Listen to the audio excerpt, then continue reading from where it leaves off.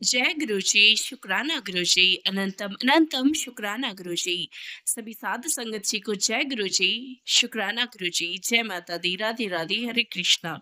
संगत जी, अगर आप इस चैनल पे नए हैं तो चैनल को सब्सक्राइब कर लीजिए और बेल आइकन को प्रेस कर लीजिए ताकि हमारे चैनल पे शेयर होने वाले सभी सत्संग और ब्लेसिंग्स का सबसे पहले आपको नोटिफिकेशन मिल सके। और संगत जी, आज गुरुजी महाराज आपको 3 ऐसे सत्संग ब्लेस करवा रहे हैं। आप इसको साक्षात एक चमत्कार की तरह ले सकते हैं अपनी लाइफ में कि गुरुजी आपके 3 ऐसे महत्वपूर्ण कार्य सिद्ध करने वाले हैं। संगत जी, आपकी लाइफ के 3 हिस्से आज क्लीन अप होने वाले हैं क्योंकि गुरुजी महाराज आज आपकी साक्षात क्लीनिंग कर रहे हैं सत्संग के माध्यम से।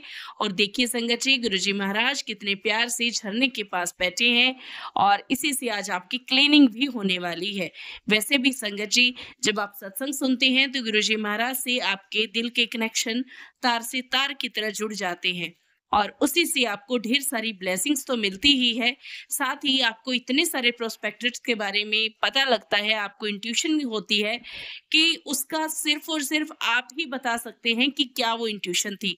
क्योंकि संगत जी, वो एक्सपीरियंस जो है ना, वो सिर्फ आपका पर्सनल एक एक्सपीरियंस है क्योंकि गुरुजी महाराज डायरेक्ट सिर्फ आपको इंस्ट्रक्ट करते हैं उसमें। तो इसीलिए भी सत्संग सुनना बहुत जरूरी रहता है और सत्संग में आपके कर्म कटते हैं। और साथ ही संगत जी, बहुत सारे ऐसे संगत जी मैंने सुने हैं, उनके मुंह से मैंने सुना है कि सत्संग सुनते हुए सत्संग किसी और टॉपिक पे था, लेकिन जब वो सत्संग सुन रहे थे तो उनको लाइफ के कुछ ऐसी चीजें याद आ गई, या यूं कहूं कि उनके सामने आ गई कि उनकी पूरी पिक्चर जो है ना लाइफ की, वो क्रिस्टल क्लियर हो गई। उनको बिल्कुल साफ नजर आने लगा कि आखिर कहाँ क्या उनसे भूल हुई, या क्या उनके साथ हुआ था जिस क्वेश्चन के लिए वो हमेशा से परेशान थे। तो आज आपके ऐसे ही ढेर सारे क्वेश्चंस का रिप्लाई गुरुजी महाराज ये 3 संगत जी की वाणी में करवा रहे हैं सत्संग के माध्यम से। और मैं यही कामना करती हूँ कि जो भी आज ये सत्संग सुने, उनके जीवन के जो है बगीचे में ढेर सारी खुशियां इत्यादि के फूल लहराएं और वो हमेशा खुश रहे। और जो भी उनकी इच्छाएं दबी हुई हैं, उनका भी गुरुजी महाराज निदान करें और अगर वो फलने लायक है तो उन इच्छाओं की पूर्ति करे। और यही मेरी गुरुजी महाराज से अरदास है कि सुनने वाली संगत, सुनाने वाली संगत और इस सत्संग को शेयर करने वाली संगत, सभी का गुरुजी महाराज जी कल्याण करे और उनके जीवन में भी 4 चांद लगाए। तो आइए संगत जी, गुरुजी महाराज से अरदास करते हैं। जो भी आपके मन के भाव है बस गुरुजी के आगे कह डालिए और फिर देखिए नजारे, गुरुजी महाराज आपके जीवन को कैसे नई ऊंचाइयों तक लेके जाते हैं। जय गुरुजी, शुक्राना गुरुजी। ये मेरा दूसरा शुक्राना सत्संग है। जय गुरु जी, जय संगत जी। कश्मीर से एक कैंसर पेशेंट बॉम्बे आने वाले थे। टाटा में उनका इलाज होने वाला था। लास्ट मिनट उनको बोला था कश्मीर के डॉक्टर ने कि भैया आपको ट्यूमर दिख रहा है आपके किडनी के पास, आपको बस तुरंत ही निकल जाना चाहिए और आपका आगे का इलाज टाटा में ही होना चाहिए, मुंबई के। तो वहाँ पे बेस्ट है डॉक्टर्स और वहाँ पे इलाज भी आपका बढ़िया होगा, तो आपको बस तुरंत आप बंदोबस्त कर दीजिए, आपको निकल जाना है। अब बेचारे वो भी हड़बड़ाके हुए 2-3 दिन में उन्होंने प्लान बनाया और आने वाले थे बम्बई। अब मुश्किल ये है कि बॉम्बे में उनको ऐसी जगह चाहिए थी रहने की जो हॉस्पिटल से बिल्कुल पास हो, क्योंकि पेशेंट की इतनी हालत नहीं थी कि वो पब्लिक ट्रांसपोर्ट में ट्रैवल भी कर सके, वो टैक्सी में भी आने जाने के लायक नहीं थे। उनकी किडनी का कैंसर बताया गया था जम्मू में, तो उस हिसाब से उनकी हालत बहुत ज़्यादा ख़राब थी। वो बिल्कुल चलने फिरने बैठने सोने लायक भी नहीं है उनकी हालत। तो उनको जितना पास हो सके उतना पास चाहिए था। बम्बई तो आप सब जानते हैं बहुत ही एक्सपेंसिव सिटी है, रेंट वगैरह पे जगह मिलना बहुत ही महंगा पड़ता। तो बहुत सारे जगहों पे मैंने कोशिश करी, जो भी कैंसर के लिए अकोमोडेशन प्रोवाइड करते हैं, बहुत सारी संस्थाएं हैं यहाँ पर जो कैंसर के लिए अकोमोडेशन प्रोवाइड करते हैं, लेकिन कुछ बहुत दूर था, कुछ ऐसी जगह थी जो बहुत ही छोटे कमरे थे, या जहाँ पर अटैच टॉयलेट नहीं था, या जहाँ पर खाने पीने की दिक्कत थी, या तो कुछ कमरे इतने गंदे थे। बस कुछ ऐसे भी लोग हैं बम्बई में अनफॉर्चुनेटली जिन्होंने इस पीड़ा को भी बिजनेस बना रखा है। बहुत ही घटिया से गंदे से रूम भी दे रहे थे 2-2 हज़ार पर डे के चार्जेस पे, जहाँ पे वो एक गंदा सा किचन दे देते जहाँ बिल्कुल गंदे कॉकरोच चूहे सब दौड़ रहे हैं। तो मतलब इतना मैंने निराश हो गई थी 3 दिन से ढूंढ ढूंढ कर कि मेरे को समझ नहीं आ रहा था अब करूँ तो क्या करूँ, क्योंकि मुझे बहुत इमरजेंसी थी कि इनके लिए मुझे कमरा ढूंढना ही था, क्योंकि अगले दिन शाम को तो वो लोग बॉम्बे पहुंच जाने वाले थे। मेरे पास सिर्फ 24 घंटे का वक्त बचा था। अब ऐसे में मैंने बस एक ईमेल लिख दिया जो बॉम्बे के मंदिर के हिसाब से जो मुझे एक रैंडम ईमेल सा मिला, उस ईमेल के थ्रू मुझे कुछ 2-3 कॉन्टैक्ट्स मिले। उनमें से एक नवनीत आंटी मिली मुझे, फ़ोन उनका आ गया मेरे पास कि भई ऐसा-ऐसा है कि उन्होंने मेरे से बात करी कि मैंने उनको सारी बात समझाई, तो आप किसी भी तरह से दादर के गुरुद्वारे में उनको एक कमरे का अगर अरेंजमेंट करवा सकते हो, अगर आपकी कोई जान-पहचान है, अगर को आपका कोई कनेक्शन है, तो मेहरबानी करके एक दादर के गुरुद्वारे में कर दीजिए, क्योंकि एक तो ये दादर गुरुद्वारा टाटा हॉस्पिटल से सिर्फ 10 मिनट की दूरी में है। आना-जाना बहुत ईज़ी हो जाएगा, कमरा भी साफ-सुथरा मिलेगा, टॉयलेट्स वगैरह भी साफ-सुथरे मिलेंगे और सबसे बड़ी बात तो लंगर वहाँ पर फ्री है, तो खाने-पीने का खर्चा नहीं होगा। तो हर तरीके से बहुत अच्छा पड़ रहा था, बहुत ही कन्वीनिएंट हो जाता और पेशेंट के हिसाब से तो बहुत अच्छा पड़ता, उनको ज़्यादा वहाँ से ट्रैवल नहीं करना पड़ता। तो ये सब सोच के बस मैं गुरुजी से अरदास करने लगी, गुरुजी कुछ तो चमत्कार दिखा दीजिए, अब बस ये बेचारे कैंसर पेशेंट कल यहाँ पे पहुँच जाएँगे, तो ऐसा उनका एक छत का बंदोबस्त कर देना कि आगे ये टेंशन फ्री सिर्फ ट्रीटमेंट में अपना कॉन्संट्रेट कर सके, उनकी ट्रीटमेंट अच्छे से हो जाए और इनको रहने खाने-पीने की कोई टेंशन ना हो। शांति से वो अपने यहाँ पे एक जगह पे रहकर अपना ट्रीटमेंट तुरंत शुरू कर सके ताकि वो जल्दी ठीक हो सके। आप मानोगे नहीं, सिर्फ 2 घंटे में उनका फ़ोन आ गया कि रश्मि जी आपके लिए वो कमरा हमने फाइनल कर दिया, हमने बात कर दी वहाँ पे एक फलाना अंकल है, उनसे हमारी बात हो गई है, तो आपको वो कमरा जो है फाइनल हो गया है, आप बस वहाँ जाकर उस कमरे की चाबी ले लीजिए दादर गुरुद्वारा में। मेरे खुशी का ठिकाना नहीं था, सच में मेरी बहुत बड़ी स्ट्रेस जो थी वो बिल्कुल ख़त्म हो गई। बहुत-बहुत धन्यवाद नवनीत आंटी जी, आपने सच में ये गुरुजी के रूप में आप आए थे। ट्रेन भी लेट थी पेशेंट की और वो लोग रात को करीब 12 साढ़े 12 बजे आए, लेकिन इतना था कि साढ़े 12 बजे रात को आकर उनको कोई स्ट्रेस नहीं लेना पड़ा, वो सीधे गुरुद्वारा आए और सीधे अपने कमरे में जाकर सेटल हो सके। बहुत-बहुत शुक्राना आंटी जी आपका, बहुत-बहुत शुक्राना गुरुजी। ये सच में एक चमत्कार ही था। आज की तारीख में वो उनका इलाज वहीं पे चल रहा है, वो वहीं रह रहे। हालत थोड़ी-सी खराब ज़रूर है, लेकिन बस गुरुजी पे छोड़ दिया है, गुरुजी से अरदास करिए। गुरुजी का एक बार तो उनको मैं बम्बई के आश्रम ले जाकर उनको लंगर भी करवाया और लोटा भी ब्लेस करवाया। अब मैंने स्ट्रिक्टली उनको कहा है कि जो भी दवाई लेंगे वो लोटा ब्लेस लोटे में पानी भरकर रात भर भर के रखना है और सुबह उसी पानी से उनको सारी दवाइयाँ लेनी है। अब उनका बेटा जो है उनके साथ आया हुआ है, तो वो स्ट्रिक्टली वो सारे नियम पाल रहा है। अब देखो कैंसर का इलाज है, इतना ईज़ी नहीं है, सब कुछ डिटेक्ट करने में, सब कुछ पता लगाने में वक़्त लगता है, दुनिया भर के टेस्ट होते हैं, स्कैन्स होते हैं। बस अरदास इतना ही है गुरुजी से कि अगर वो तकलीफ़ है भी तो छोटे में कट जाए, वो जल्दी ठीक होकर हँसते-खेलते वापस अपने घर चले जाए। ऑल द वे कश्मीर से आए हैं, बॉम्बे अपने आप में नई सिटी है, नई जगह है और इतना आसान नहीं है सब कुछ एडजस्ट हो जाना, मैनेज करके चल रहे हैं। बस गुरुजी से अरदास है, कुछ आप उनको चमत्कार कर दो, कुछ ऐसा कर दो, भले इलाज लेने पड़े, जो भी सर्जरी करनी पड़े, लेकिन एक बार का ये बस किस्सा ख़त्म हो जाए। इनकी कैंसर इनके शरीर से निकल जाए और इनके पूरे फैमिली पे दोबारा कैंसर का साया कभी ना आए और इनको आप बस इनके इलाज में इनके डॉक्टरों के हाथ में ऐसी शक्ति दे दो कि बस वो पता लगा सके ये कहाँ पे कैंसर है, कहाँ पे ट्यूमर है और उसका वो कोई ना कोई जुगाड़, कोई ना कोई इलाज ढूंढे और उसको एक बार का निपट लें। बस वापस ये जल्द से जल्द वापस अपने घर जाए और हंसते खेलते जाए। शुक्राना गुरुजी, आपका बहुत बहुत शुक्राना। मैं और मेरे फ्रेंड्स स्ट्रे एनिमल्स की सेवा में लगे रहते हैं यहाँ पर। 2-3 हफ्ते पहले हमें एक छोटा सा पपी मिला जिसकी एक टांग को पूरी तरह से कीड़ों ने खा लिया था। बहुत बुरे हाल में था, उसकी हड्डी तक एक्सपोज हो गई थी उस टांग की और बहुत ही ज़्यादा इन्फेक्टेड था उसका पैर। तो मेरी एक फ्रेंड ने अपने घर में रखकर उसका इलाज वो कर रही थी ताकि कम से कम जख्म सूख जाए, बट उसके बाद उसका पैर काटने की नौबत आ रही थी। डॉक्टर ने कह दिया था कि भी उसका पैर तो काटना ही पड़ेगा क्योंकि इन्फेक्शन फिर वरना पूरे बदन पे लग जाएगा। बहुत अफसोस हुआ, सिर्फ 2 महीने का बच्चा था, ऑलरेडी 2 महीने के लिए उसने बहुत ज़्यादा दर्द सह लिया था। मुझसे रहा नहीं गया, बम्बई के गुरुजी के आश्रम में गई, रो रो कर गिड़गिड़ाकर मैंने गुरुजी से बस अरदास करी कि ये बच्चा बेचारा सिर्फ 2 महीने का है, इसके आगे इसकी पूरी जिंदगी है, इसकी टांग अगर काटनी पड़ रही है तो भगवान प्लीज ऐसे कुछ करना गुरुजी कि इसको कोई दर्द ना हो और इसके टांग काटने के बाद कोई ऐसी उसको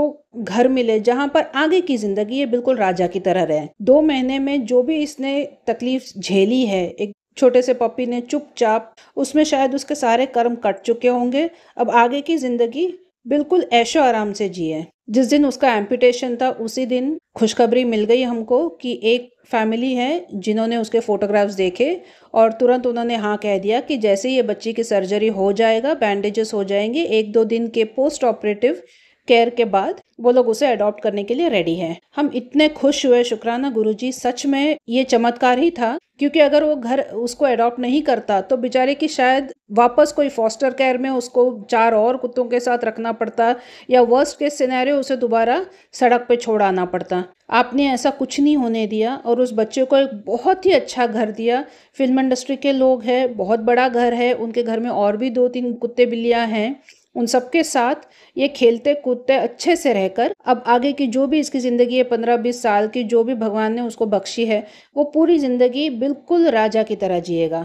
शुक्राना Guruji, I am really really thankful, really grateful to you. जो आपने ये चमत्कार दिखाया है उसके लिए बहुत बहुत बहुत धन्यवाद, बहुत बहुत शुक्राना गुरुजी। आप बस हर संगत का, हर जीव जंतु जानवर का ऐसे ही ध्यान रखना। कोई बच्चा बेचारा भूखा ना सोए, कोई जख्म से तड़पते ना सोए, सबको जिंदगी अच्छी दो, बरकत दो। बस आपसे यही अरदास है गुरुजी। बहुत बहुत शुक्राना, शुक्राना गुरुजी। जय गुरु जी आंटी जी, जय गुरु जी संगत जी। संगत जी, ये मेरा शुक्राना सत्संग है। मैं सत्संग शुरू करने से पहले गुरु जी का मंत्र जाप करूंगी। ओम नमः शिवाय, शिव जी सदा सहाय। ओम नमः शिवाय, गुरु जी सदा सहाय। जय गुरु जी, शुक्राना गुरु जी, अनंतम अनंतम शुक्राना। संगत जी, गुरु जी से मैं जनवरी 2024 से जुड़ी हूँ। मेरे ऑफिस के एक कलीग हैं जो गुरु जी के बड़े मंदिर जाते थे। उन्हीं से मैंने गुरु जी का जल प्रसाद मंगवाया, तो उन्होंने जल प्रसाद के साथ गुरु जी का पीले चोले में स्वरूप भी लाकर दिया। गुरु जी का वो स्वरूप मैं घर पर 11 जनवरी 2024 थर्सडे को लेकर आई। मैंने गुरु जी के बारे में मुझे ज्यादा मालूम नहीं था, इसलिए मैंने गुरु जी के स्वरूप को अपने मंदिर में रख दिया और उनके आगे घी का दीपक जलाया और पूजा करने लगी। और जैसे दीपक में की लो जोर जोर से ऊंची ऊंची उठने लगी और फड़फड़ाने लगी, जिसका मतलब था कि गुरु जी ने मेरे घर में आके मुझे दर्शन दिए। उसी दिन रात को संगत जी, मुझे स्वप्न में एक काला नाग दिखाई दिया, जिसका आगे का धड़ इंसान का था, लेकिन वो मैं पहचान नहीं पाई किसका था। और मैं करवट लेके सो रही थी और वो सांप मेरी बाई बाजू में लिपट गया और उसने मेरे बाजू को जकड़ लिया और मैं डर के मारे उठ गई और मुझे महसूस भी हुआ कि मेरे हाथ में कुछ लिपटा है। उसके बाद गुरुजी के मैसेज मेरे यूट्यूब पर फ्लैश होने लगे। मैं शिवजी जी को और साईं बाबा को बहुत मानती हूँ और इस अब वो गुरुजी को भी मेरे जुड़ चुके हैं। मुझे पहले ये लगता था कि मैं साईं बाबा जी को इतना मानती हूँ तो क्या गुरु जी को भी मानूं। तो गुरु जी ने मुझे ये बताया कि वो थर्सडे को ही पीले चोले में मेरे घर में आए। इसका मतलब था कि वे साईं बाबा के रूप में ही आए।